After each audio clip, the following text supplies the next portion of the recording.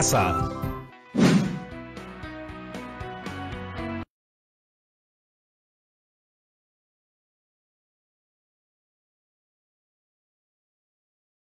De la discriminación en nuestro país, todas y todos tenemos ese gran problema. Son muchos casos. Mira, leía en un artículo que aquí en nuestro país la discriminación ocurre en relación a distintos factores o motivos, como la apariencia física, las costumbres, el nivel socioeconómico, etc. ¿Por qué hacen eso? ¿Acaso no somos personas con iguales derechos? No sé, me quedé pensando. Es una situación muy preocupante. O aquí encontré otra. Esta vez fuera del Perú, sobre un gran muro que divide dos países, pero que encima hay proyección de hacer uno aún mucho más grande. Y estos comportamientos no son nuevos. Si revisamos la historia, vemos que existió el muro de Berlín, que dividió un país entero. Familias que quedaron divididas, amigos que dejaron de verse por muchos años. No sabía que era un problema tan grande y tan antiguo. Bienvenidos, chicas y chicos de primero de secundaria. Rodrigo, pero hoy toca matemática. Mejor hablemos con la profesora Janet Suárez y le planteamos nuestra disyuntiva. ¿Están de acuerdo? ¡Genial! Vamos a llamarla. Buenas tardes, profesora Janet Suárez. Hola, chicas y chicos. ¿Qué tal, Rodrigo? Un poco preocupado, profesora Janet. ¿Qué ha pasado? Cuéntame. Quizás pueda ayudar en algo. Usted sabe que en el programa hemos venido hablando, leyendo y escribiendo sobre discriminación. No he podido dejar de pensar e investigar sobre el tema. Esta mañana revisaba noticias y no pude parar. Una me llevaba a otra, noticias del Perú, del mundo, hechos históricos. Me di cuenta de que es un problema tan grande y que han pasado tantos años y sigue ahí. Siento que no basta con leer y hablar sobre el problema. Hay que hacer algo más. Gracias por compartir tus sentimientos con nosotros, Rodrigo. Es cierto, la discriminación es un problema grave, pues atenta contra nuestros esfuerzos por construir una sociedad igualitaria, justa y democrática, en la que todas y todos seamos respetados al margen de nuestros rasgos, origen, forma de hablar, religión, entre otras características. Por eso, con las chicas y chicos, queremos concientizar que todos los seres humanos nacemos libres e iguales, en dignidad y derechos, y tenemos la capacidad de contribuir de manera constructiva al desarrollo y bienestar de la sociedad y terminar con este problema. Pero no sé por dónde comenzar. Creo que tengo una idea, en la cual las matemáticas nos ayudarán mucho. Si podemos resolver la discriminación mundial con matemática, profesora Janet, entonces quedaré convencido de que es súper archi mega poderosa. Pues por lo menos pueden ayudar. Veamos, es más impactante hablar de una situación con respaldo numérico, ¿cierto? Claro. Hagamos algo similar. ¿Qué les parece si conseguimos la cifra de personas que han sufrido algún tipo de discriminación en general? ¿Qué opinan? ¿Cómo hacemos para obtener esa cifra? Salvo algunas amigas, amigos o familiares, yo no sé quiénes más han pasado por una experiencia de discriminación. ¿Qué hacemos cuando no conocemos algo? ¿Preguntamos a los demás? Exacto. Entonces, ¿debo preguntar a cada una de las personas si han sido discriminados? Así es. A ver, le voy a mandar un mensaje a Yaremis, a Jonathan, a Yanira, a la prima Cristina, al primo Juan, a mis papás y ustedes son muchos más. ¿Han pasado o conocen a alguien que haya pasado por una experiencia de discriminación? ¿Qué va a pasar si obtienes la respuesta de todos los que nos están viendo? ¿Qué harás con toda esa información? ¿Cómo la presentarás? Pues no tengo idea. Para eso utilizaremos la estadística. ¿Y para qué nos sirve la estadística? Gracias a la estadística podemos clasificar, organizar y representar en gráficos la información que obtengamos de las personas, de modo que sean mucho más fáciles de comunicar. Así podremos llegar a conclusiones sobre la situación real que estamos viviendo para generar una reflexión y causar impacto. Ahora nos tenemos que enfocar en nuestro estudio estadístico. ¿Por dónde empezamos, profesora Janet? Partamos planificando lo que haremos. Un estudio estadístico demanda tiempo. No vamos a terminarlo hoy. Nos tomaremos 2 semanas para esta actividad. Empecemos por decidir qué trabajaremos en cada programa. Uy, chicas y chicos, eso quiere decir que no se pueden perder ni un solo programa durante estas 2 semanas, porque podrían perderse de algún paso importante. Necesitamos su compromiso para poder culminar este reto.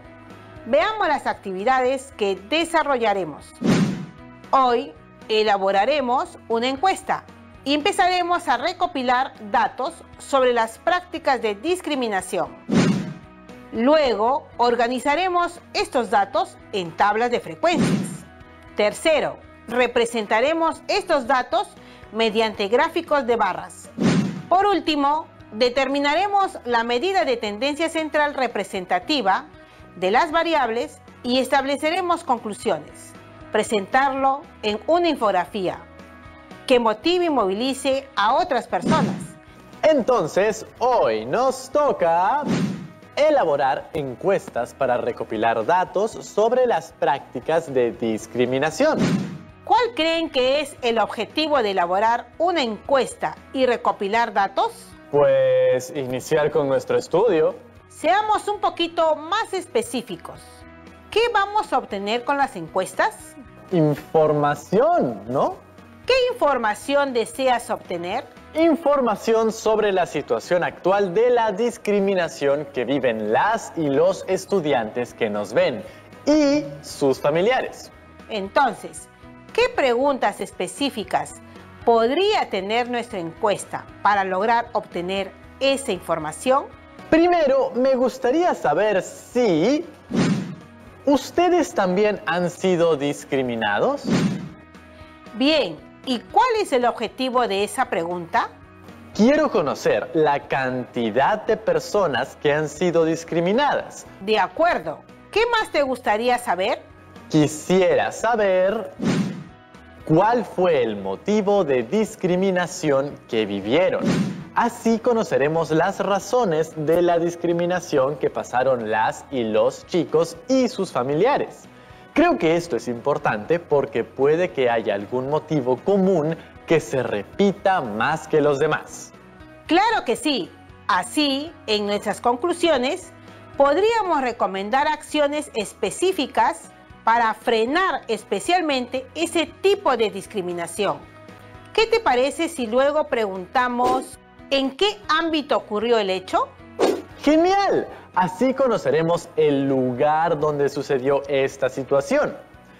Creo que después de ver los resultados, este también es un buen dato a considerar para generar alguna propuesta. Quizás hay sitios o situaciones en los que la discriminación es más común o está más normalizada. Así es, Rodrigo. ¿Queremos saber algo más? Independientemente de si fueron discriminados o no, ¿sus amigos o familiares han discriminado a alguien? Bien, muy interesante esta pregunta porque puede que vivamos en un entorno en el que la discriminación es una práctica normal. Ya tenemos claro lo que queremos saber con estas preguntas, pero la verdad es que aún no entiendo bien cómo vamos a obtener las cifras y todo lo demás. Les pongo un ejemplo. Cuando visitas a tus padres, ¿les llevas algo? Bueno, ahora que estamos con la pandemia, solo he ido una vez porque era cumpleaños de mi papá. Y la verdad es que por precaución solo entré al patio y conversamos a 2 metros de distancia. Pero Les llevé un postrecito porque a todos nos encantan los dulces. ¿Cómo decidiste qué postre llevar? Bueno, para tomar esa importante decisión, pregunté a mi mamá, a mi papá y pensé, ¿qué me gustaría comer a mí? Lo que has hecho es recolectar datos, aplicando una pequeña encuesta. Como los miembros de tu familia son pocos, solo fue necesario anotar los resultados mentalmente. Profesora Janet, pero en este estudio de la discriminación que haremos, tenemos varias preguntas y queremos preguntarle a muchas personas. Así es, eso hará que la recopilación de datos sea un poquito más compleja. Entonces, realizaremos la recolección de datos usando las preguntas que hemos planteado. ¿A esto se le llama encuesta? Una encuesta es una técnica de investigación que busca obtener información de una muestra de la población y se realiza en función de un cuestionario. Es justo lo que queremos hacer. Pero, ¿y el cuestionario? El cuestionario está compuesto por una...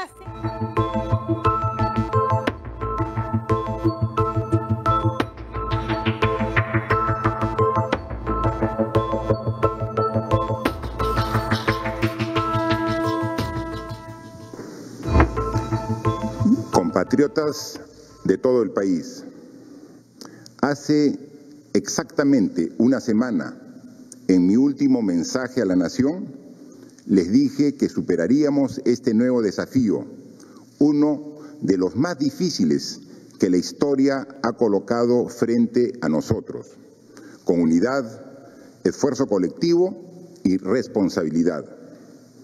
Asimismo, les recordé que en este corto periodo en el que me ha tocado dirigir al país, hemos enfrentado juntos varias crisis devastadoras, pero siempre hemos demostrado que podemos hacerle frente a la adversidad.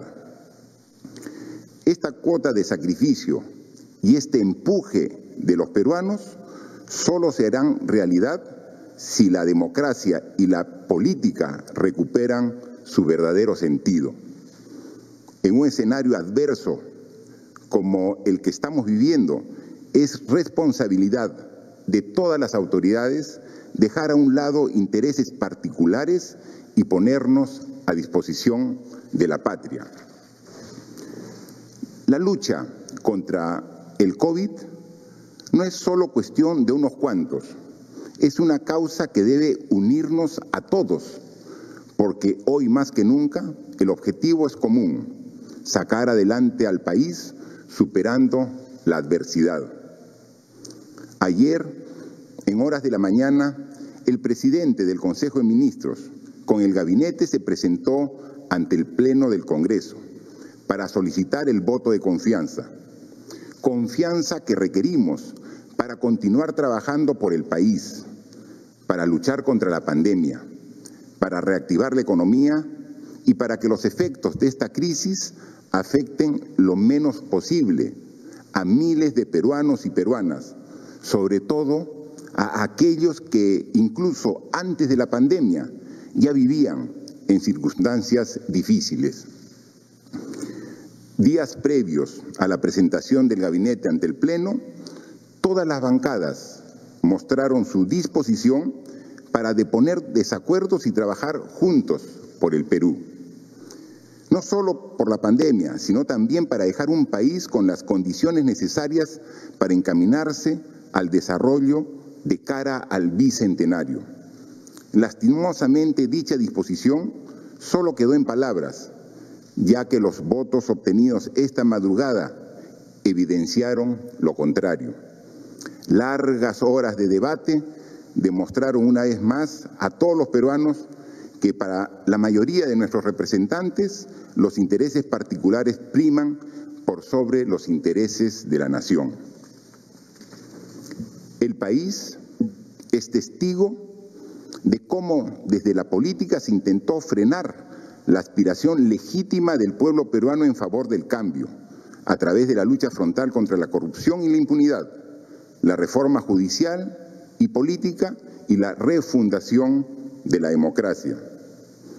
Ha sido la mala política la que buscó frustrar el referéndum para evitar que los peruanos puedan expresarse libremente en las urnas sobre el país que querían. Hoy, esos métodos y esas prácticas han vuelto a manifestarse de manera abierta y desafiante, pero no desafiante ante el gobierno, sino ante la nación, que en unas circunstancias difíciles como la actual reclama unidad, madurez y responsabilidad. A pesar de la crisis sanitaria y económica que vivimos, el Congreso decidió agregar otra crisis política más, en perjuicio de todos. La política no puede ser un obstáculo para la marcha del país. Los intereses subalternos no pueden condicionar el objetivo que tenemos los peruanos de hacer frente a la pandemia, de reimpulsar el crecimiento económico, generar empleos, garantizar una educación de calidad y construir instituciones sólidas y eficientes. Ayer, mientras los congresistas nos mostraban públicamente su desacuerdo con la política de gobierno propuesta, que con total apertura recibimos, sin decirlo, hacían prevalecer exigencias particulares a las cuales no cederemos. Compatriotas, ninguna de las circunstancias que hemos vivido han mellado mi ánimo y mi responsabilidad en el cargo más importante del país. Mi compromiso sigue incólume para seguir construyendo un país mejor, y lo haré hasta el 28 de julio del 2021. El cálculo político que no busque el bienestar de la población no será aceptado. Los acomodos bajo intereses particulares no nos harán retroceder.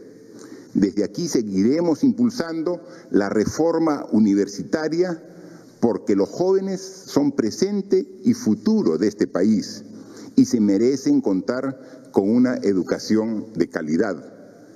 La reforma universitaria no se negocia.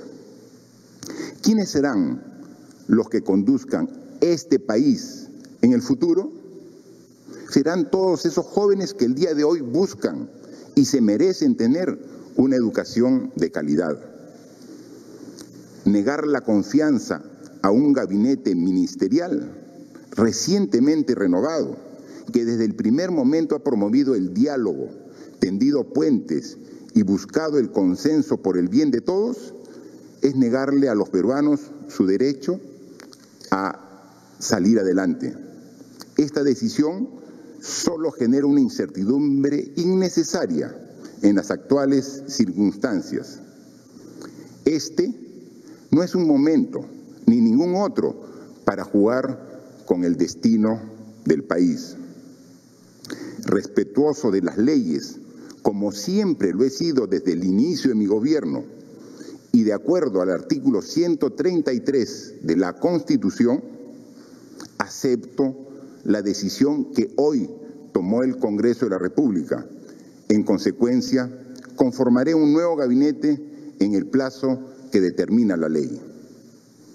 Seguiremos adelante con todas las energías para afrontar esta pandemia, para recuperar el crecimiento económico, para generar un crecimiento equitativo y sostenible, fortalecer las instituciones, luchar contra la corrupción y buscar el desarrollo y bienestar de la población. No vamos a renunciar a defender los intereses de los peruanos, ni vamos a entrar en negociaciones a espaldas de la ciudadanía. Agradezco a Pedro Cateriano por el servicio prestado al Perú y me apena profundamente que el Congreso haya negado por primera vez en 20 años y en medio de una pandemia la confianza a un gabinete formado hace menos de un mes. Esta acción no tiene precedentes. Lo que corresponde es afrontar con la misma interés y convicción con la que actué en oportunidades anteriores, porque para este presidente la vida, la salud y la integridad de los peruanos está por encima de todo. Y porque estoy convencido que hay un país que quiere un futuro diferente. Es necesario un diálogo alturado que privilegie los intereses del Perú. No dañemos a la democracia. Por favor, no nos distraigamos con disputas políticas estériles y menos en medio de una pandemia. Estoy convencido de que vamos a superar esta crisis y conducir al país a un futuro mejor. El Perú siempre será primero. Muchas gracias.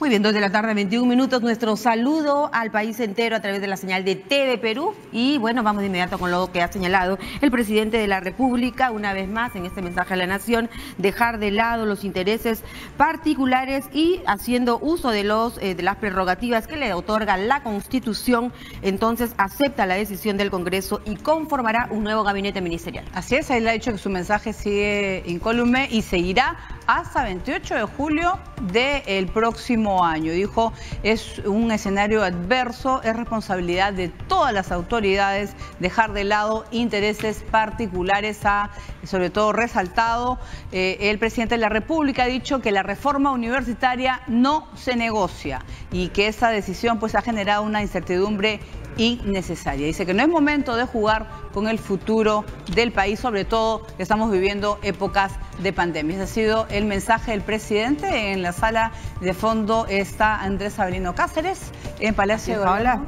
Y vamos a empezar con el análisis de lo dicho por el presidente. Voy a saludar a Fernando Tuesta, que se encuentra en la línea para poder conversar sus primeras impresiones. Muy buenas tardes. ¿Qué tal? Tengan ustedes muy buenas tardes. Bueno, ¿qué le ha parecido el mensaje del presidente y bueno, de esta madrugada que hemos tenido con el Congreso de la República?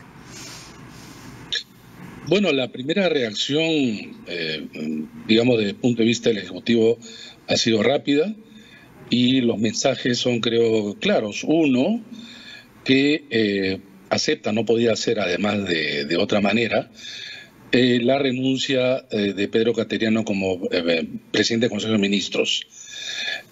Eso además por Constitución. Lo segundo es que, claro, tiene que armar un nuevo gabinete que lo único que técnicamente incluso tendría que hacer es cambiar simplemente la cabeza. Claro. Pero evidentemente va a aprovechar para, dependiendo quién sea el próximo presidente del Consejo de Ministros, ver algunas carteras donde presumiblemente parece que la educación va a tener que caer. Aun cuando vamos a ver de quién se trata, porque si es que el presidente ha reafirmado que sigue apoyando y se debe profundizar la reforma universitaria, lo coherente sería mantener al ministro Martín Vizcarra. Sin embargo, ya había un pedido de interpelación contra él. Seguramente se van a cambiar a uno que otro ministro, pero no habría mayores cambios en el sentido de pedido de la oposición. En realidad la oposición se centraba en dos ministerios. Por el lado de quienes protegen intereses en el campo de la educación universitaria, es Martín Benavides claramente. Martín Benavides, dicho sea de paso, es solamente una pieza dentro de esta estrategia de querer controlar, maniatar o limitar a la reforma universitaria. Esto lo sabemos desde el 2016 con Saavedra. Por eso es uno de los ministerios que más ha cambiado de titular. Y el otro es economía, más por el lado de la izquierda, ¿no? Que se sintió no solamente descontenta, en general se siente descontento con el ministro de Economía, pero esta vez por el giro que ellos denominaban más proempresarial, ¿no? Básicamente esos dos, quizá el presidente se encargue ya de alguno más. Bueno, el ministro de Trabajo, que fue la piedra en el zapato del inicio y que incluso se sobredimensionó, digamos, su presencia en el gabinete, pero evidentemente una decisión que ya el propio Pedro Cateriano tuvo que abordar de manera pública y se convirtió pues ahí en una llanta pinchada desde el inicio, ¿no? Claro, y además sobre todo lo que está dejando en claro que él va a seguir hasta el 28 de julio del próximo año, porque también habían pues voces que decían que si renunciaba o no, y lo que ha dejado pues en claro es que no puede haber intereses particulares definitivamente sobre el tema de la reforma universitaria, porque pueden cambiar el ministro, pero sigue la política y siguen los cambios y sobre todo mejorar pues la educación en nuestro país. ¿Eso va a significar más enfrentamientos con el Congreso, cree usted? Bueno, este no es un Congreso dócil, como algunos señalaban, ni menos oficialista, está aprobado, ¿no? El problema es que los intereses en educación son intereses que ahora no están representados en un partido, sino atraviesan a los partidos. Ahora los partidos no representan intereses colectivos, particulares, sectoriales. Son congresistas que gracias al voto preferencial están ubicados en más de un partido, en muchos partidos. Ya se han contado 30 congresistas que provienen de universidades con la licenciatura denegada. De las 42 que han sido denegadas, habiendo por lo menos en este primer momento limpiado el sector educación universitario. Ahí no se quedan obviamente con los brazos cruzados, porque educación en la parte universitaria ha sido realmente un coto de enriquecimiento de determinados grupos que han extendido obviamente sus intereses para que sean protegidos al interior del Congreso. Entonces, yo no creo que les va a contentar con una persona más, sino con una persona que sea dócil y esté dispuesta a no seguir avanzando en la reforma universitaria. Pero claro, acá cuenta mucho también opinión pública y medios de comunicación. Claro. Así como se hizo retroceder el lamentable suceso sobre el tema de la inmunidad, también puede haber reacción, aun cuando limitada, porque por dos circunstancias. El presidente no tiene en este momento ninguna herramienta, mecanismo de defensa del lado del Ejecutivo, porque a partir del 28 de este último julio, él no puede disolver constitucionalmente el Congreso. En cambio, el Congreso puede censurar cualquier gabinete, cualquier número de gabinetes. Claro, por eso el cambio de fecha, ¿no? Voto de confianza y censurar a ministros cuanto quiera. Entonces hay un desbalance. En segundo lugar, no puede apelar a la opinión pública, salvo solamente de manera retórica, porque no puede haber una opinión pública movilizada, dado la situación de pandemia. Entonces hay una seria dificultad para que el Ejecutivo pueda reaccionar. Tiene que negociar en condiciones muy difíciles. ¿Y cuáles serán las consecuencias para las agrupaciones políticas que han votado? Hemos visto un en bloque con abstenciones, incluso en los cuales ¿qué va a pasar con ellos? Porque prácticamente se han desnudado con sus votaciones y sus puntos de vista esta madrugada. Acá hay un tema quizá, en general uno podría decir que el próximo año el electorado va a castigar a aquellas agrupaciones que, vista por la opinión pública, tienen responsabilidad en lo que ocurre en el Congreso, como ya ocurrió el año pasado con Fuerza Popular, a inicio de año. Sin embargo, habría que señalar lo siguiente: los congresistas actualmente miembros del Congreso, se sabe, no pueden ser reelegidos y por lo tanto ellos ahora tienen carta blanca como para poder hacer y deshacer sin que en un deseo de reelección puedan ser castigados con la negativa, ¿no? Y entonces ellos salen librados. ¿Y por qué digo? Pero ¿y qué pasa con sus partidos? El problema es que gran parte de ellos no forman parte de esos partidos, son invitados, que forma parte también de un serio problema que nosotros en la Comisión de Alto Nivel para la Reforma Política ya señalamos en nuestro informe de marzo del año pasado. Claro, pues parece que el tema de la reforma política poco les interesaba. El debate de ayer, realmente pues todos los que lo seguimos hasta toda la madrugada, pues realmente eran temas que poco tenían que ver con el desarrollo del país, pero sobre todo esa sensación que va a quedar en la población que en plena crisis que estamos viviendo por la pandemia, creo que una crisis sobre todo económica de todo tipo, el Congreso actúa así, de espaldas al pueblo. Bueno, este es un Congreso no solamente fraccionado, sino es un Congreso de baja calidad. Es muy mediocre, salvo contadas excepciones que siempre las hay, como los hubo en el Congreso anterior. Pero este es un Congreso mediocre sin experiencia, sin experiencia. Acá la gran mayoría son congresistas anónimos. Y algunos que han destacado, bueno, porque hay algunos que tienen experiencia, pocos, y otros han destacado por hechos anecdóticos, pero sumamente vergonzosos, ¿no? Como también había en otros congresos, ciertamente. Bueno, pero este es el Congreso que tenemos y que tiene que enfrentar o negociar el presidente Vizcarra. Le queda poco margen de juego, y este es un problema, porque no se trata entonces de conversar con una o dos bancadas, sino está tan fraccionado que tiene que obviamente negociar con muchas bancadas, cada una de ellas con agenda propia, ¿no? La situación es terrible, no solo por lo que va a ocurrir entre el Ejecutivo y el Legislativo, sino lo peor de todo es que esto ocurre en medio de la peor semana de la pandemia, donde en vez de digamos, hacer esfuerzos denodados por llegar a puntos de acuerdo, para que de alguna manera también el gobierno gobierne, obviamente controlado, estemos en una situación realmente penosa. Muy bien. Realmente penosa. Muy bien, muchísimas gracias a Fernando Tuesta, gracias por estar con nosotros y analizar sobre todo la situación, una grave situación que estamos viviendo en el país. Seguimos, María de Jesús. Así es, Paula, seguimos en esa cobertura extraordinaria para todo el país. Desde la tarde con 32 nos acompaña el constitucionalista Luciano López. Buenas tardes, bienvenido nuevamente. Acabamos de escuchar el pronunciamiento del presidente de la República, donde él empieza puntualizando, dejar de lado intereses particulares. Se ha mencionado muchísimo este tema luego de conocer la votación, el tema del condicionamiento de la permanencia del ministro de Educación para dar la confianza. Constitucionalmente, ¿esto cómo se puede interpretar en el marco de un escenario nada favorable para el país? Bueno, ante todo, por la pandemia, claro. Constitucionalmente, en realidad, lo que veo es que esta información que acá se inició es que el presidente, de alguna manera, en este pronunciamiento ha deslizado que sí ha acontecido. Exacto, a eso iba. Claro, él ha deslizado que sí se ha realizado.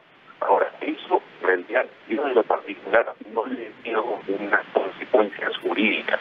Lo que veo es que es una situación de hecho reprobable, porque en los espacios políticos indudablemente hay conversaciones, hay fórmulas para llegar a algún tipo de consenso, pero esta situación indudablemente es algo que podemos nosotros censurar como ciudadanos por lo que ha acontecido, la irresponsabilidad que queda de la decisión que ha adoptado el Parlamento, pero no le veo yo, la verdad, sinceramente, pese a que repruebo como ciudadano de pie lo que ha sucedido, sin embargo yo no le veo alguna consecuencia jurídica concreta sobre eso. Para decirlo en más simple, yo no le veo que esto vaya a derivar en alguna responsabilidad constitucional, en una responsabilidad de carácter legal o penal por este diálogo o este condicionamiento que puede haber ocurrido. Yo al menos no lo veo. Lo que sí veo es una actuación que no porque no sea antijurídica, no deja de ser una situación para quienes somos ciudadanos de aquí, que nos parezca reprobable, que nos parezca censurable, porque probablemente estamos hablando de bancadas pues que representan a grupos universitarios con claros intereses en el Parlamento y que van a una situación donde el país necesita salir adelante. Correcto. Bien, muchísimas gracias. Hemos escuchado su opinión, pero vamos a volver con usted. Permítanos arreglar ahí un poquito el tema del audio, pero nosotros volveremos a comunicarnos de inmediato con Luciano López, constitucionalista. Pero ahora escuchemos el análisis político de Juan Carlos Requena. Juan Carlos, buenas tardes, bienvenido a TV Perú. El presidente José Carlos Requena. José Carlos, el presidente ha señalado, y a manera quizá, ¿cómo lo toma usted?, disputas políticas estériles. ¿Qué pasó con la decisión del Congreso de la República, dado que se dio pase a la ronda de diálogo, los acercamientos, para precisamente llegar a consensos y echar a andar el carro en el país, que es lo que se quería en este momento sobre la base de los 3 ejes que señalaba el presidente de la República, ¿no? La lucha contra la pandemia, el tema de la reactivación económica entre ellos, y que lamentablemente el día de hoy lo vemos truncado. ¿Podría ser este el análisis? ¿Qué opinas? ¿Qué tal, María Jesús? Paola, ¿cómo están? Bueno, lamentablemente estamos en una situación de incertidumbre. El presidente ha hecho lo que corresponde, básicamente anunciar que esto, digamos, que toma nota del mensaje del Congreso. Sin embargo, también ha tenido expresiones un poco, digamos, que marcan una discrepancia con lo que el Congreso ha decidido. Vamos a ver, lo siguiente es esperar a ver a quién nomina al frente de la PCM y ver la composición de este nuevo gabinete, que va a tener que volver a ir al Parlamento, por lo cual uno esperaría que entre la nominación y el voto de confianza haya algún espacio de diálogo para poder asegurar que no pasemos por esta situación inédita nuevamente. Claro, José Carlos, una de los apuntes de lo que ha señalado el presidente, como te mencionaba, disputas políticas estériles, y el otro tema que sinceramente preocupa es en relación a dejar de lado intereses particulares y específicamente el tema de la reforma universitaria y la situación de la SUNEDU. José Carlos, se mencionó muchísimo luego de esta votación que aquí hubo un tema de querer condicionar la permanencia del ministro de Educación. ¿No es cierto? Frente a estos hechos, ¿cuál debería, qué pasó? ¿Cómo queda este Congreso en relación a un tema en el que se ponen, digamos, por encima de los intereses del pueblo o temas particulares? Bueno, lamentablemente, digamos, ahora la cancha está inclinada a favor del Congreso. Son los que, de alguna manera, también ya estaban presionando al Minedu con la interpelación del ministro Benavides. El presidente y antes ya el premier cateriano habían respaldado la gestión del señor Benavides.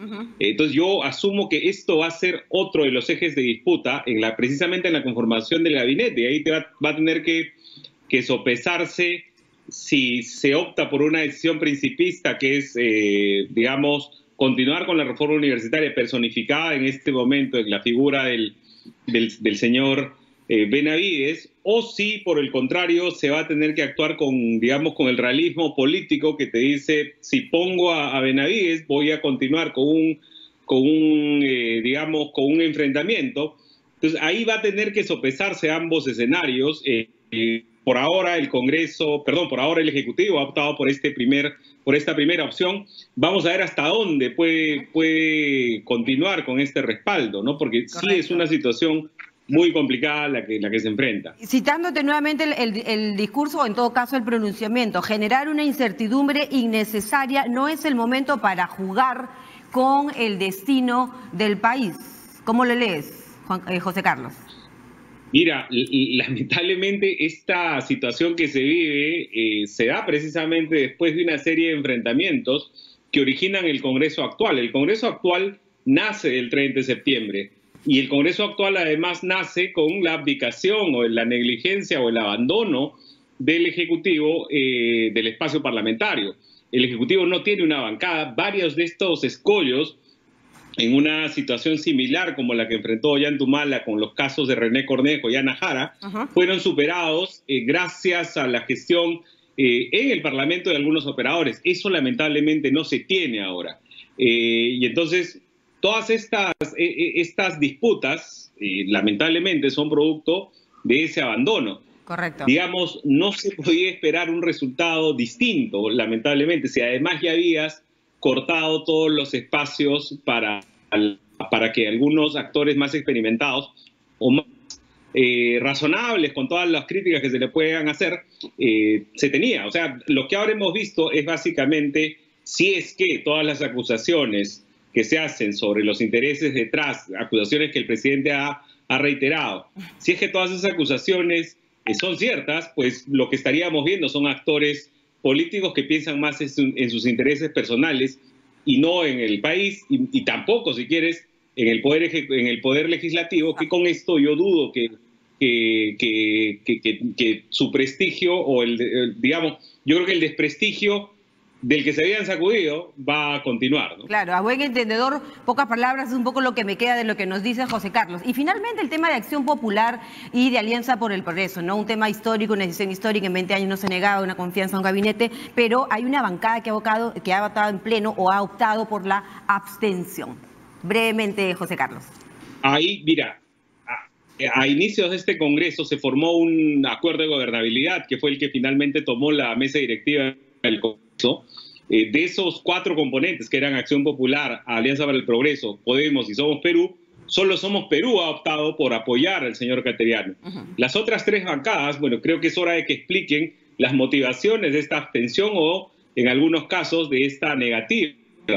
Yo no, de verdad, aún no encuentro explicaciones satisfactorias, porque, digamos, lo que planteó el señor Cateriano ayer básicamente coincidía mucho con lo que eran los puntos de vista, por lo menos de Acción Popular y de APP. Entonces, no hay una discrepancia ideológica o como la que sí uno puede hallar, por ejemplo, en el Frente Amplio y quizás un poco más al extremo en UPP, que sí eran bancadas de las que tú podías esperar una discrepancia, ¿no? ¿Y qué te ha parecido Fuerza Popular? En 2 líneas, ¿qué te ha parecido? Bueno, creo que han votado midiendo la necesidad del país, en este caso en particular, ¿no? Hay 2 votos discrepantes, pero en su mayoría creo que han optado por... José Carlos Requena, analista político. Gracias por este contacto, Paola. Así es, nosotros vamos a seguir conversando. Esta vez saludamos al doctor Óscar Urbiola, el ex presidente del Tribunal Constitucional, abogado de profesión. Muy buenas tardes, bienvenido. Cuéntanos sus reacciones con este mensaje del presidente Vizcarra. Muy buenas tardes, María Jesús y Paola. Con relación a la decisión del Congreso de la República que se ha producido en la madrugada de hoy día, bueno, es el ejercicio de una facultad que le corresponde de acuerdo a la Constitución, pero que en consideración al principio de oportunidad, creo que esta decisión no entona con los altos intereses nacionales, por el hecho de que estamos afrontando una pandemia y una crisis económica que exige la mayor preocupación por parte de las altas autoridades de la República, sobre todo cuando se trata de un gabinete que estaba iniciando y había hecho propuestas interesantes que podrían estar, digamos, cuestionadas en unos aspectos, pero creo que era el inicio de una gestión que podía haber significado para el Perú una posibilidad de afrontar sobre todo la pandemia y la recuperación económica, tal como lo había expresado el presidente del Consejo de Ministros, doctor Pedro Cateriano. Claro, y además sobre todo que tenemos el problema de la pandemia, ¿no? Que yo creo que debe ser el principal objetivo del gobierno y de todo el país. Así es. Así es, Paola, y sobre todo porque este acto, que en el artículo 130 de la Constitución, es un acto muy significativo, no simplemente un protocolo, un trámite más dentro de las acciones del gobierno y del Congreso. Este artículo contiene un principio que es muy importante, que es el pacto al que deben llegar el legislativo para desarrollar políticas generales de gobierno. Esto es lo que no se ha tenido y es muy lamentable en una situación como esta. De tal manera que si bien constitucional políticamente es absolutamente inadecuado, totalmente, digamos, alejado de una situación tan grave como la que tiene el país. Claro. No, y además, sobre todo, doctor Urbiola, si me escucha, es la elección de la persona que va a ocupar el premiariato, ¿no? Pueden pensar, sobre todo, una persona en la cual el diálogo va a ser lo más importante, ¿no? La elección de quién va a querer asumir luego de lo que ha pasado en el Congreso. Es una situación bien difícil la que tiene el presidente de la República. Lamentablemente, en esta ocasión se han tenido en cuenta aspectos de intereses particulares, como lo ha dicho con mucha claridad el presidente de la República a través de su mensaje. Lamentablemente, la votación que ha impedido que se conceda el voto de confianza es una votación que está vinculada a intereses muy particulares que son evidentes. Y el peruano tendrá que saber calificar en su oportunidad a fin de que acontecimientos no se vuelvan a repetir. Y creo que debe caracterizar a todas las personas. Esperemos de este nuevo gabinete que anunciará el presidente de la República pueda recibir, sobre todo, y el apoyo de un Congreso que en este momento no está a la altura de las circunstancias, y lo ha demostrado ya con una cantidad de decisiones alteran la estabilidad política y sobre todo afectan el modelo económico de economía social del mercado para la Constitución. Claro, dejar a un lado los intereses particulares y pensar en el país. Hay que dialogar, hay que llegar a acuerdos. Eso es lo más importante en la política. Y yo quiero, sobre todo, agradecer al doctor Óscar Urbiola, que ha sido tan claro, que nos ha podido explicar este mensaje del presidente de la República. Muchas gracias, doctor Urbiola. Un gusto conversar con usted. Gracias. Buenas tardes.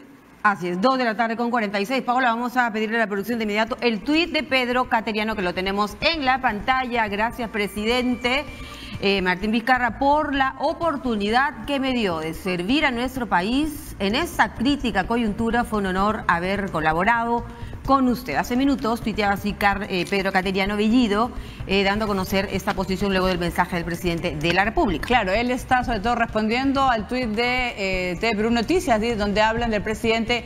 En su mensaje dijo: agradezco a Pedro Cateriano por el servicio prestado al Perú y me apena profundamente que el Congreso haya negado por primera vez en 20 años y en medio de una pandemia la confianza que le ha sido negada a Pedro Cateriano. Y ahora pues queda, María Jesús, sobre todo el poder decidir quién va a ser el nuevo presidente o presidenta del Consejo de Ministros, si ratifica o no a Martín Benavides en educación, en salud, por ejemplo, a Pilar Macetti, y hay una serie de carteras que vamos a ver si se cambian o no. Así que en las próximas horas el presidente va a dar a conocer su posición, y lo que quiere pues la población es el diálogo y que realmente nos centremos, y yo creo que todos los políticos, es en la lucha contra la pandemia. Bueno, había una coincidencia, Paola, en nuestros entrevistados, en las personas con las que hemos conversado el día de hoy, políticos, analistas políticos. Fernando Tuesta señalaba, por ejemplo, la necesidad de un gabinete que se logre consenso. Algunos proponen un gabinete efectivamente de ancha base, claro, para lograr consensos con el Congreso de la República, pero lo que ha sido un poco el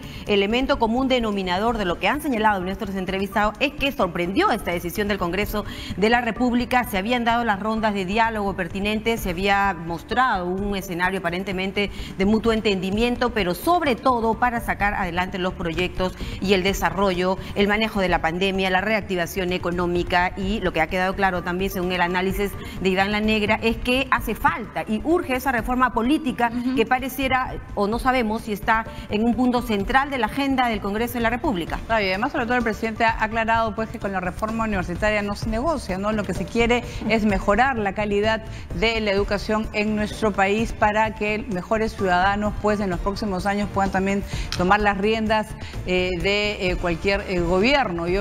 Vamos a ver, pues se hablaba pues de una negociación, un chantaje por parte del Congreso a Pedro Cateriano, pero como vemos pues ahora queda en manos del presidente de la República. En las próximas horas dará a conocer cuáles son los cambios que va a hacer en el gabinete, y hemos visto imágenes también muy temprano de los ministros llegando a la sede de la PCM para poder conversar con el presidente de la República. Así que, siendo las 2:49, vamos a dejarlos con la repetición para que escuchen nuevamente el mensaje del presidente Martín Vizcarra con nosotros. Buenas tardes. Hasta mañana. Buenas tardes.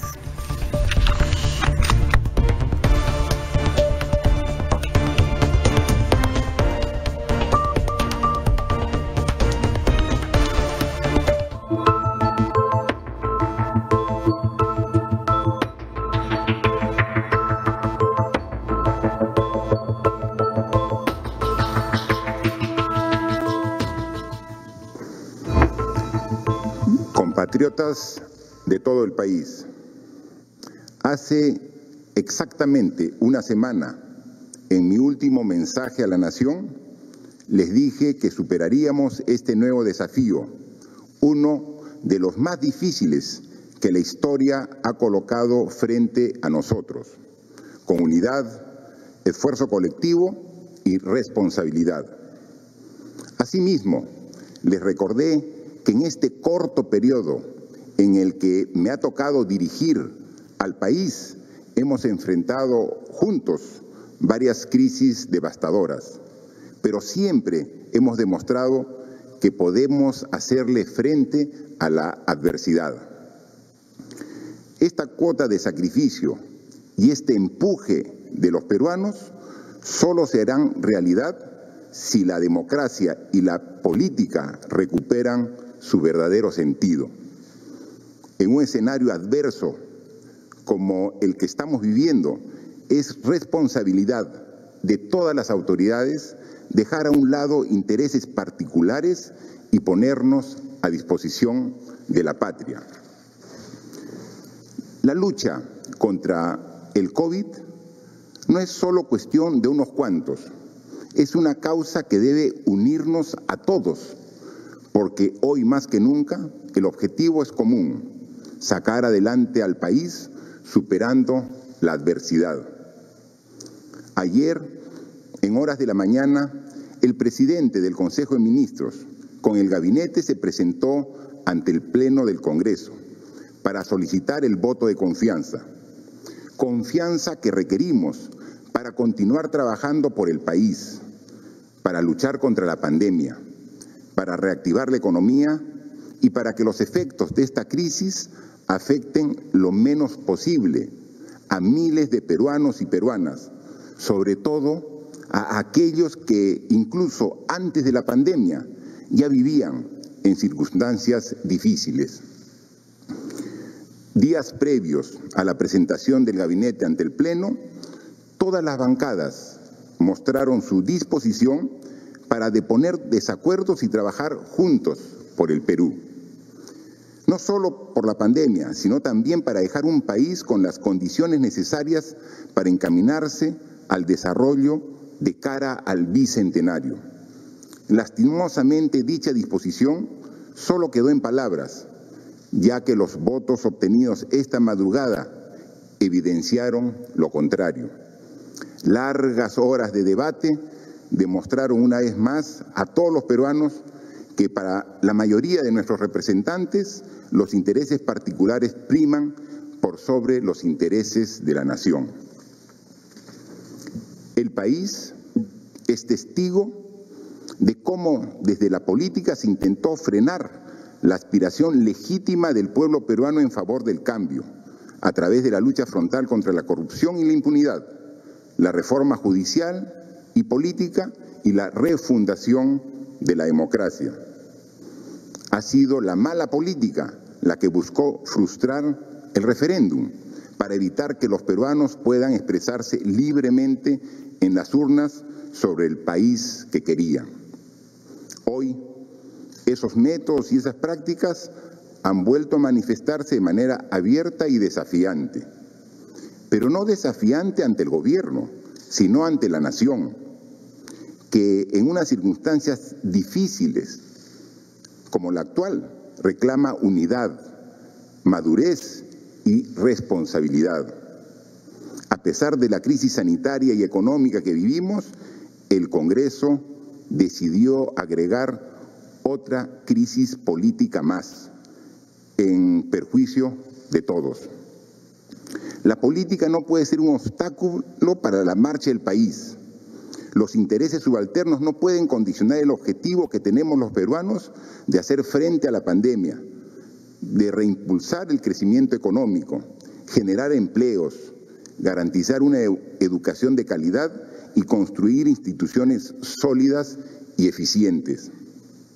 Ayer, mientras los congresistas nos mostraban públicamente su desacuerdo con la política de gobierno propuesta, que con total apertura recibimos, sin decirlo, hacían prevalecer exigencias particulares a las cuales no cederemos. Compatriotas, ninguna de las circunstancias que hemos vivido han mellado mi ánimo y mi responsabilidad en el cargo más importante del país. Mi compromiso sigue incólume para seguir construyendo un país mejor, y lo haré hasta el 28 de julio del 2021. El cálculo político que no busque el bienestar de la población no será aceptado. Los acomodos bajo intereses particulares no nos harán retroceder. Desde aquí seguiremos impulsando la reforma universitaria porque los jóvenes son presente y futuro de este país y se merecen contar con una educación de calidad. La reforma universitaria no se negocia. ¿Quiénes serán los que conduzcan este país en el futuro? Serán todos esos jóvenes que el día de hoy buscan y se merecen tener una educación de calidad. Negar la confianza a un gabinete ministerial recientemente renovado, que desde el primer momento ha promovido el diálogo, tendido puentes y buscado el consenso por el bien de todos, es negarle a los peruanos su derecho a salir adelante. Esta decisión solo genera una incertidumbre innecesaria en las actuales circunstancias. Este no es un momento, ni ningún otro, para jugar con el destino del país. Respetuoso de las leyes, como siempre lo he sido desde el inicio de mi gobierno, y de acuerdo al artículo 133 de la Constitución, acepto la decisión que hoy tomó el Congreso de la República. En consecuencia, conformaré un nuevo gabinete en el plazo que determina la ley. Seguiremos adelante con todas las energías para afrontar esta pandemia, para recuperar el crecimiento económico, para generar un crecimiento equitativo y sostenible, fortalecer las instituciones, luchar contra la corrupción y buscar el desarrollo y bienestar de la población.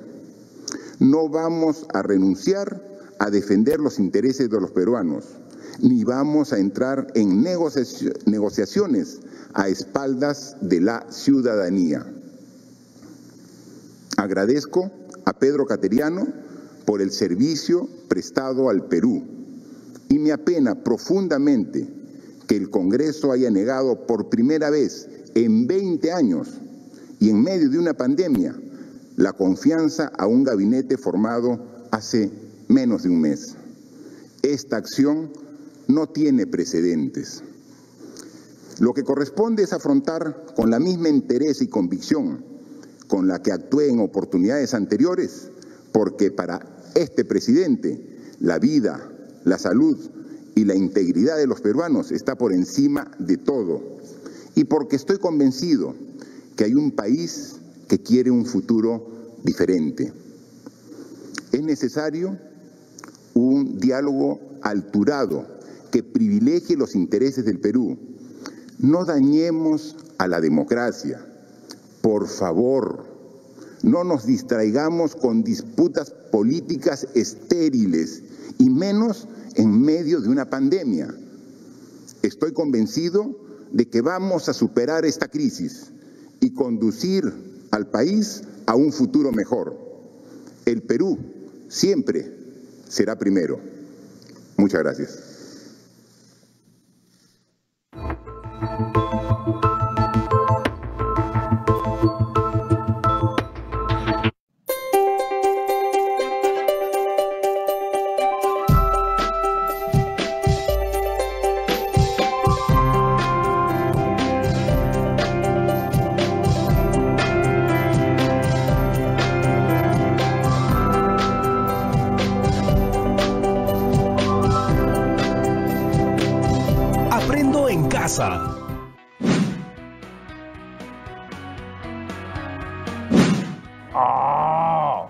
¿Qué estás haciendo? ¿Recuerdas que en programas anteriores hemos estado hablando acerca de la discriminación en nuestro país? Todas y todos tenemos ese gran problema. Son muchos casos. Mira, leía en un artículo que aquí en nuestro país la discriminación ocurre en relación a distintos factores o motivos, como la apariencia física, las costumbres, el nivel socioeconómico, etc. ¿Por qué hacen eso? ¿Acaso no somos personas con iguales derechos? No sé, me quedé pensando. Es una situación muy preocupante. O aquí encontré otra. Esta vez fuera del Perú, sobre un gran muro que divide dos países, pero que encima hay proyección de hacer uno aún mucho más grande. Y estos comportamientos no son nuevos. Si revisamos la historia, vemos que existió el muro de Berlín, que dividió un país entero. Familias que quedaron divididas, amigos que dejaron de verse por muchos años. No sabía que era un problema tan grande y tan antiguo. Bienvenidos, chicas y chicos de primero de secundaria. Rodrigo, pero hoy toca matemática. Mejor hablemos con la profesora Janet Suárez y le planteamos nuestra disyuntiva. ¿Están de acuerdo? ¡Genial! Vamos a llamarla. Buenas tardes, profesora Janet Suárez. Hola, chicas y chicos. ¿Qué tal, Rodrigo? Un poco preocupado, profesora Janet. ¿Qué ha pasado? Cuéntame. Quizás pueda ayudar en algo. Usted sabe que en el programa hemos venido hablando, leyendo y escribiendo sobre discriminación. No he podido dejar de pensar e investigar sobre el tema. Esta mañana revisaba noticias y no pude parar. Una me llevaba a otra, noticias del Perú, del mundo, hechos históricos. Me di cuenta de que es un problema tan grande y que han pasado tantos años y sigue ahí. Siento que no basta con leer y hablar sobre el problema. Hay que hacer algo más. Gracias por compartir tus sentimientos con nosotros, Rodrigo. Es cierto, la discriminación es un problema grave, pues atenta contra nuestros esfuerzos por construir una sociedad igualitaria, justa y democrática, en la que todas y todos seamos respetados al margen de nuestros rasgos, origen, forma de hablar, religión, entre otras características. Por eso, con las chicas y chicos, queremos concientizar que todos los seres humanos nacemos libres e iguales, en dignidad y derechos, y tenemos la capacidad de contribuir de manera constructiva al desarrollo y bienestar de la sociedad y terminar con este problema. Pero no sé por dónde comenzar. Creo que tengo una idea, en la cual las matemáticas nos ayudarán mucho. Si podemos resolver la discriminación mundial con matemática, profesora Janet, entonces quedaré convencido de que es súper archi mega poderosa. Pues por lo menos pueden ayudar. Veamos, es más impactante hablar de una situación con respaldo numérico, ¿cierto? Claro. Hagamos algo similar. ¿Qué les parece si conseguimos la cifra de personas que han sufrido algún tipo de discriminación en general? ¿Qué opinan? ¿Cómo hacemos para obtener esa cifra? Salvo algunas amigas, amigos o familiares, yo no sé quiénes más han pasado por una experiencia de discriminación. ¿Qué hacemos cuando no conocemos algo? ¿Preguntamos a los demás? Exacto. Entonces, ¿debo preguntar a cada una de las personas si han sido discriminados? Así es. A ver, le voy a mandar un mensaje a Yaremis, a Jonathan, a Yanira, a la prima Cristina, al primo Juan, a mis papás y ustedes son muchos más. ¿Han pasado o conocen a alguien que haya pasado por una experiencia de discriminación? ¿Qué va a pasar si obtienes la respuesta de todos los que nos están viendo? ¿Qué harás con toda esa información? ¿Cómo la presentarás? Pues no tengo idea. Para eso utilizaremos la estadística. ¿Y para qué nos sirve la estadística? Gracias a la estadística podemos clasificar, organizar y representar en gráficos la información que obtengamos de las personas, de modo que sean mucho más fáciles de comunicar. Así podremos llegar a conclusiones sobre la situación real que estamos viviendo para generar una reflexión y causar impacto. Ahora nos tenemos que enfocar en nuestro estudio estadístico. ¿Por dónde empezamos, profesora Janet? Partamos planificando lo que haremos. Un estudio estadístico demanda tiempo. No vamos a terminarlo hoy. Nos tomaremos 2 semanas para esta actividad. Empecemos por decidir qué trabajaremos en cada programa. Uy, chicas y chicos, eso quiere decir que no se pueden perder ni un solo programa durante estas 2 semanas, porque podrían perderse de algún paso importante. Necesitamos su compromiso para poder culminar este reto. Veamos las actividades que desarrollaremos. Hoy elaboraremos una encuesta y empezaremos a recopilar datos sobre las prácticas de discriminación. Luego, organizaremos estos datos en tablas de frecuencias. Tercero, representaremos estos datos mediante gráficos de barras. Por último, determinaremos la medida de tendencia central representativa de las variables y estableceremos conclusiones. Presentarlo en una infografía que motive y movilice a otras personas. Entonces, hoy nos toca elaborar encuestas para recopilar datos sobre las prácticas de discriminación. ¿Cuál creen que es el objetivo de elaborar una encuesta y recopilar datos? Pues iniciar con nuestro estudio. Seamos un poquito más específicos. ¿Qué vamos a obtener con las encuestas? Información, ¿no? ¿Qué información deseas obtener? Información sobre la situación actual de la discriminación que viven las y los estudiantes que nos ven y sus familiares. Entonces, ¿qué preguntas específicas podría tener nuestra encuesta para lograr obtener esa información? Primero, me gustaría saber si ¿ustedes también han sido discriminados? Bien, ¿y cuál es el objetivo de esa pregunta?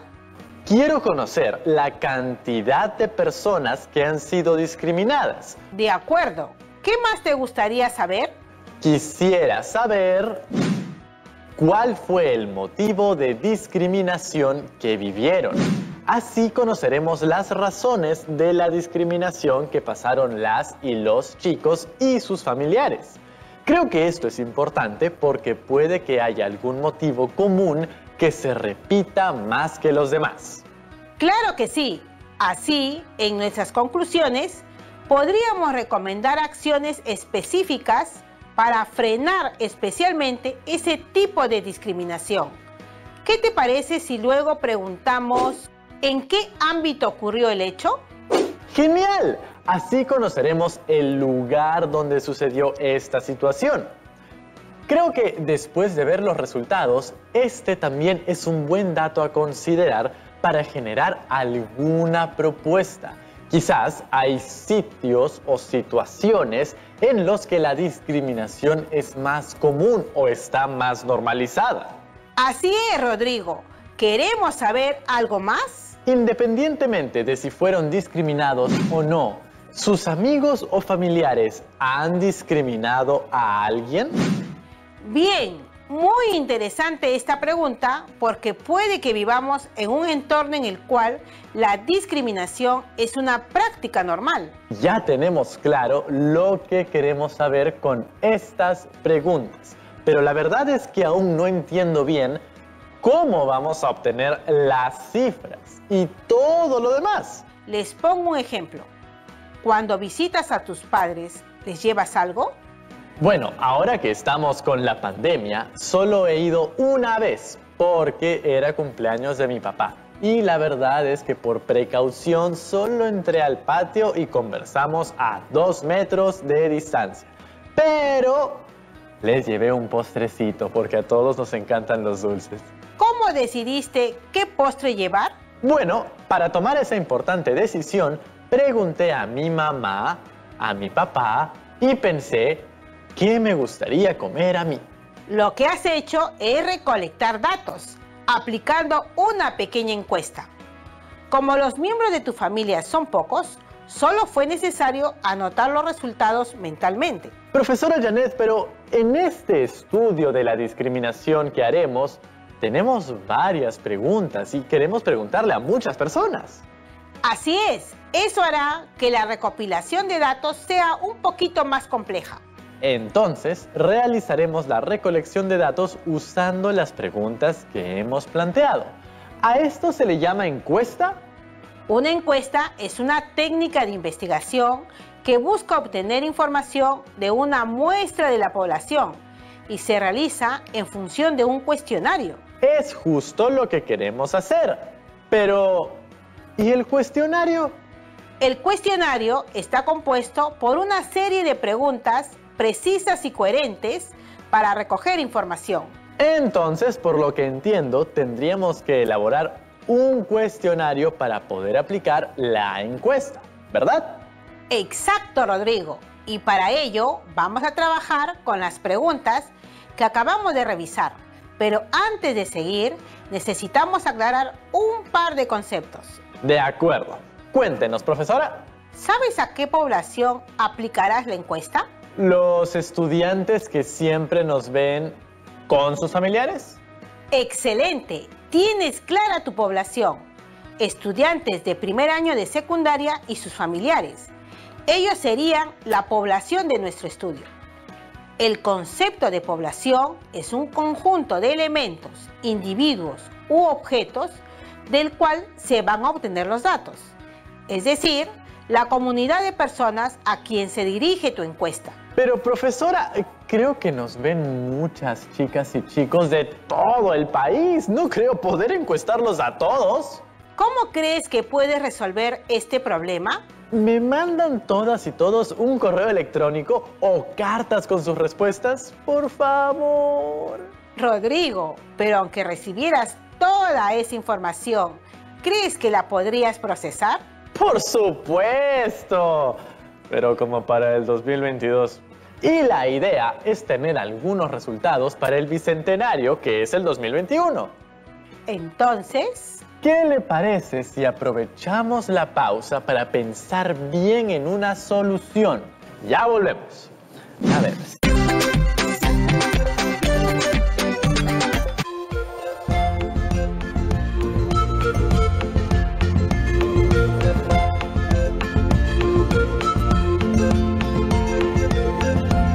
TV Perú. Somos todos.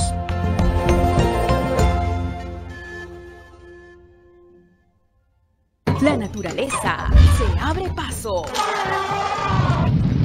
De lunes a viernes a las 6 de la tarde llega Mundo Animal, que va ganando terreno con los documentales más impactantes, donde impera la ley del más fuerte en la lucha por la supervivencia. Llega lo que más te gusta. TV Perú, primero mi salud. ¿Tienes la necesidad de viajar? Recuerda que solo podrás hacerlo si utilizas la mascarilla y el protector facial. Para desplazarte en transporte público, mantén la distancia social. Paga por el servicio antes de subir al vehículo y viaja únicamente sentado. Solo así podrás transportarte. Si me cuido yo, cuido a los demás. Primero mi salud. Estamos viendo Aprendo en Casa, secundaria.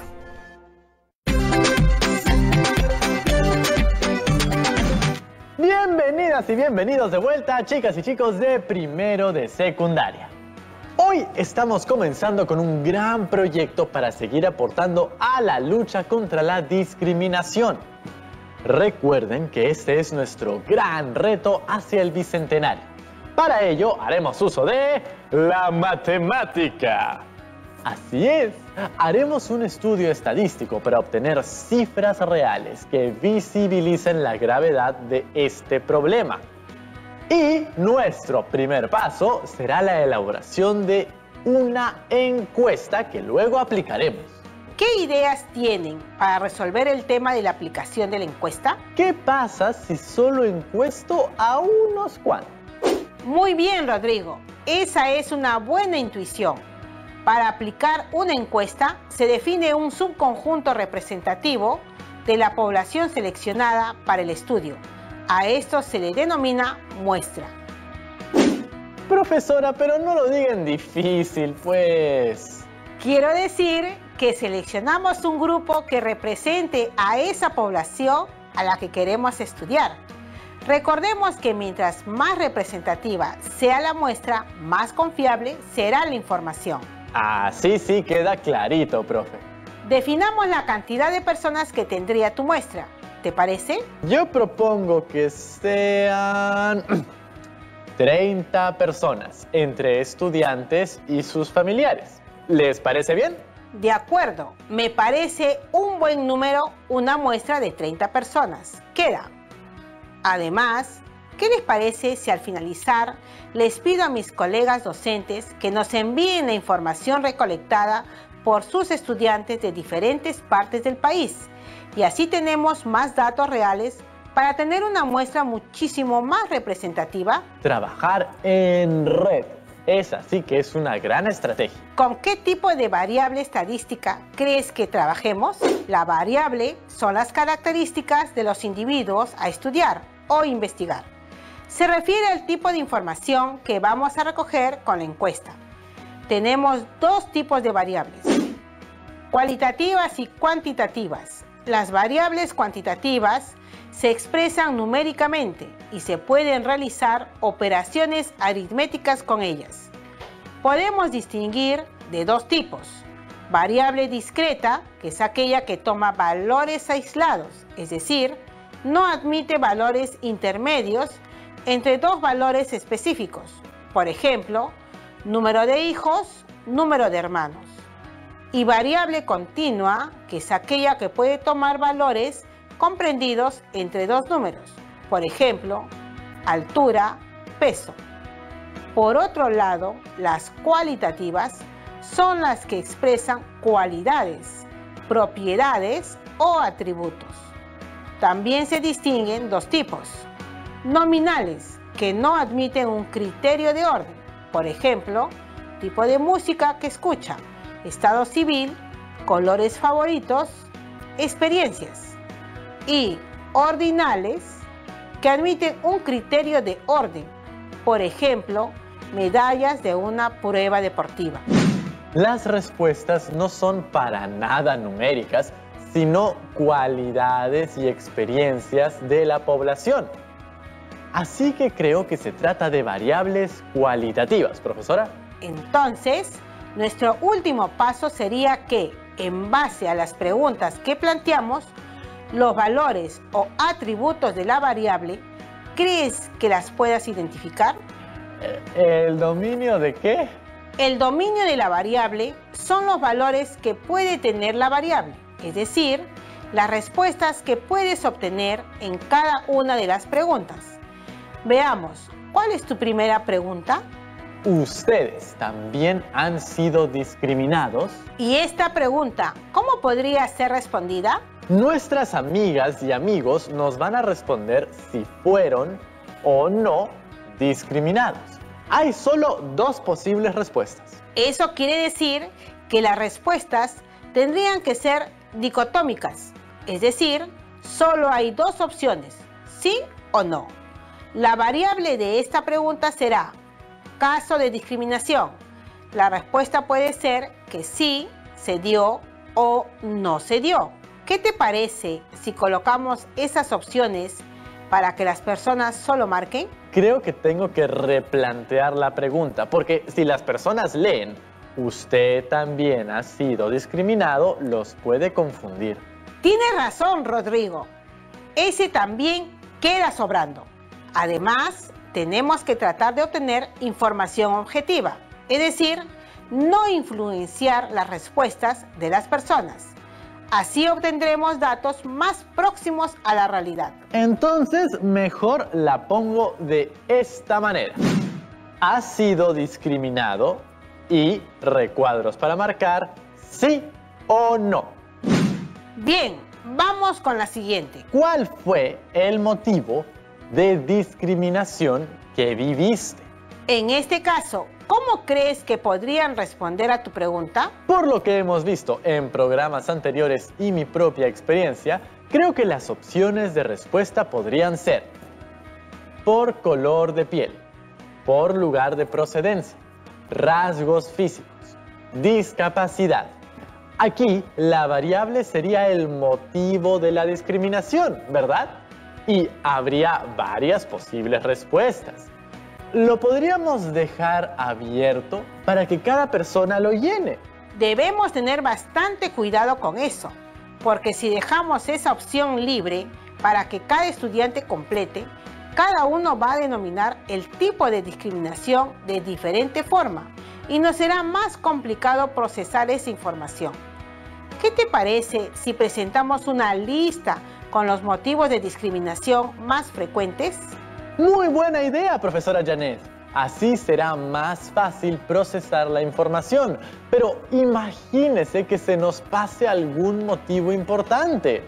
¿Se puede agregar alguna otra opción que les permita mencionar algo que no hayamos listado? Excelente observación, Rodrigo.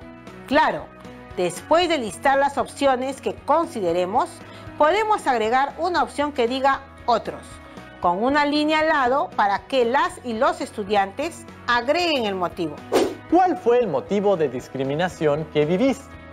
Rasgos faciales y o físicos, discapacidad, color de piel, lugar de procedencia, otro. Y el espacio para escribir algún motivo que no hemos considerado. Pasamos a la tercera pregunta. ¿En qué ámbito ocurrió el hecho? Aquí la variable sería el ámbito de discriminación. Por eso creo que lo ideal será colocar una lista de opciones para que las y los estudiantes solo marquen el lugar donde se dio el hecho. Y si su respuesta no está dentro de la lista, puedan también escribirla en la parte donde dice otros. Pero en este caso, creo que deberíamos tener mucho cuidado con las opciones que listaremos. Debemos usar palabras que todas y todos podamos identificar con facilidad, porque de lo contrario, podríamos generar confusiones. Creo que la escuela debe estar sí o sí, pero aparte hay un montón de lugares. Tenemos las calles, parques, playas, restaurantes, mercados, cines, centros comerciales, teatros, son demasiados. ¿Cómo hacemos? Por ejemplo, las calles, parques, playas son lugares abiertos, espacios públicos. ¿Qué te parece si lo denominamos así? Entonces, para los lugares como restaurantes, cines, mercados, que son lugares cerrados, pero de consumo del público en general, ¿qué le parece si los denominamos lugares de consumo? ¿En qué ámbito ocurrió el hecho? Escuela, espacios públicos, parques, playas, calles, etc. Lugares de consumo, restaurantes, cines, mercados, etc. Medios de transporte público, otro. Y un espacio para escribir algún ámbito que no hemos considerado. Para la cuarta pregunta, ¿sus amigos o familiares han discriminado a alguien? Aquí la variable sería entorno que cause discriminación. Y también vamos a tener respuestas dicotómicas, es decir, dos opciones, sí o no. Entonces, le colocamos las opciones para marcar. Quedaría de la siguiente manera. ¿Tus amigos o familiares han discriminado a alguien? Y colocamos para marcar sí o no. Perfecto, Rodrigo. ¿Qué te parece si incluimos una pregunta abierta para que el estudiante pueda comentar su historia? Claro, de manera opcional. No sería obligatorio. Porque con este tipo de historias también podemos encontrarnos con personas que sienten vergüenza o miedo de compartir su testimonio. Y no queremos que nadie se sienta mal, sino todo lo contrario. Entonces, ponemos una quinta y última sección a la encuesta. Si deseas, puedes compartir la experiencia de discriminación que viviste. ¡Excelente! Hemos terminado de construir nuestra encuesta. Veamos cómo quedó. ¿Qué tal? Se ve súper profesional, ¿no? Quedó muy bien, Rodrigo. Las preguntas son las correctas para la información que queremos recoger. Sin embargo, faltan algunos detalles. Si tú fueras un estudiante que va a ser encuestado y justo no viste el programa del día de hoy, ¿cómo sabrás de qué trata este documento y qué es lo que tienes que hacer con él? Es verdad, tiene mucha razón, profesora. Debemos de colocarle un título y algunas indicaciones de lo que se tiene que hacer.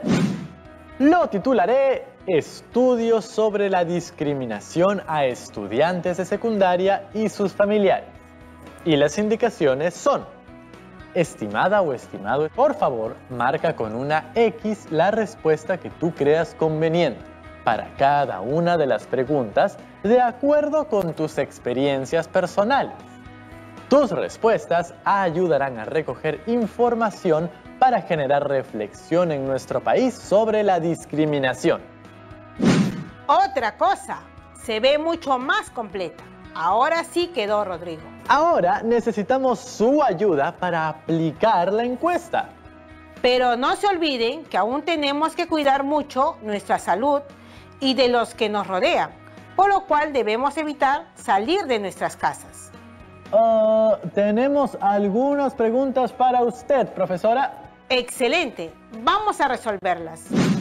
Hola, profesora Janet Suárez. Hola, Rodrigo. Una duda, ¿la encuesta es la única forma que existe para recopilar datos en un estudio estadístico? Hola, gracias. Esa es una excelente pregunta. Claro que no. Podemos recopilar datos con todas estas herramientas. Entrevistas directas, la observación de una situación en particular, realizando experimentos, realizando encuestas, como en este caso. En realidad, depende mucho del estudio que se quiera realizar y el tipo de información que se quiere conseguir. Qué bonito es saber que nos ven de todos los lugares del Perú. Y muchas gracias también a usted, profesora Janet, por compartir con nosotros el día de hoy. Nos vemos pronto, Rodrigo. Ya nos vemos, chicas y chicos. Y así llegamos al final de este programa. Hoy hemos comenzado a realizar un estudio estadístico que nos brindará información numérica y estadística para realizar una infografía. Ahora te toca a ti.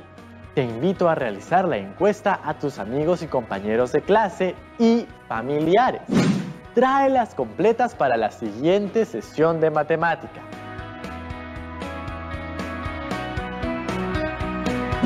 Así empezaremos a trabajar en el procesamiento de los datos.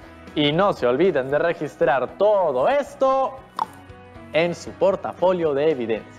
La profesora Janet nos contactará con sus colegas de diferentes partes del país para presentarnos algunas encuestas que llenaron sus estudiantes y mostrarlas aquí. ¿Qué les parece?